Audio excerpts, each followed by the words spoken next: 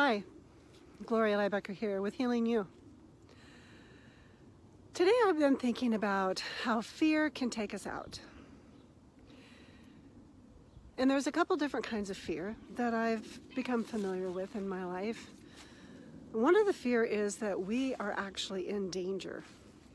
And our whole sense of self is going to do its best to make sure that we get out of danger.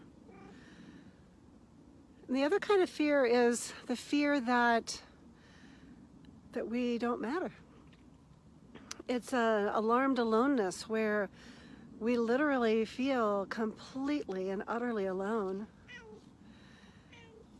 And sometimes we really believe that we do not matter at all to anyone.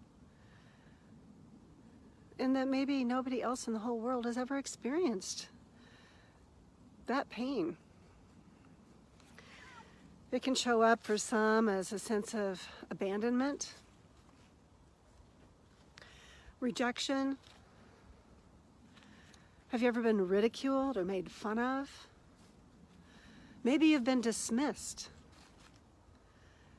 and feel that you lack just whatever it is that others would want you to have. And that you have no capacity at all on your own to ever be able to measure up, be enough, find acceptance. That can be a pretty dismal place to reside. It can show up in many different ways at different stages of our life. I remember as a young child, my parents moved quite a few times in the same year, and so I lost my grounding, especially as a young child. And I remember watching the other kids, that they all seemed to fit in together, they all knew each other, and I had the distinct experience that I didn't fit in.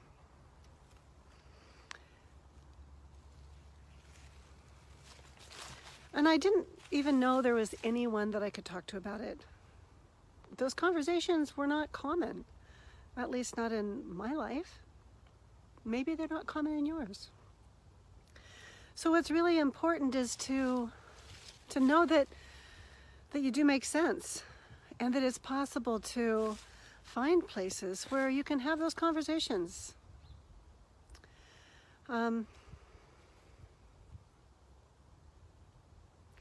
Because those conversations are important.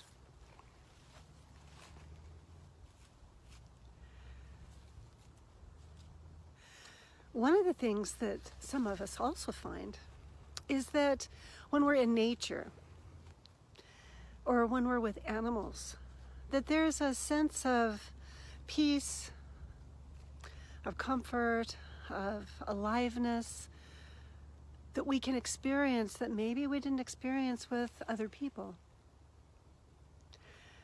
And that can be an inroad for many of us. I'm one of those that I loved being in nature. I'd go out with my brother's dog and on my horse, or I'd go sit in the barn with my cats.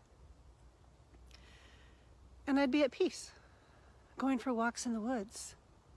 There's something about connecting with the enormity of life, and where you can start to touch into being a part of that existence.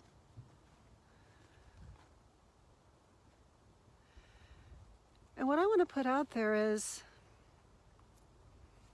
when you can feel that in your body, when you can notice what it's like to be you in the different environments that are available in our world, you can trust your body's wisdom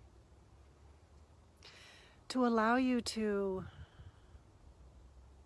find others that you would resonate with. I also want to acknowledge that it's true that when we've had patterns of being alone and not being sought out by others, that we need to be able to learn how to receive. Because we haven't been a receiver in our life, and we don't really understand that that's possible, or that it doesn't feel safe. So how do we begin to allow ourselves to experience that it's safe? In my experience, we need lots of repeated experiences of that in relationship with others. When we can repeat those experiences, we develop new pathways. And the more we get to strengthen those pathways, the more we discover that we make sense. And that we can not only receive, but we can begin to give. We can develop reciprocal relationships of trust. And sometimes it starts going for a walk in nature. Other times it starts connecting with other mammals. And sometimes it starts by daring to reach out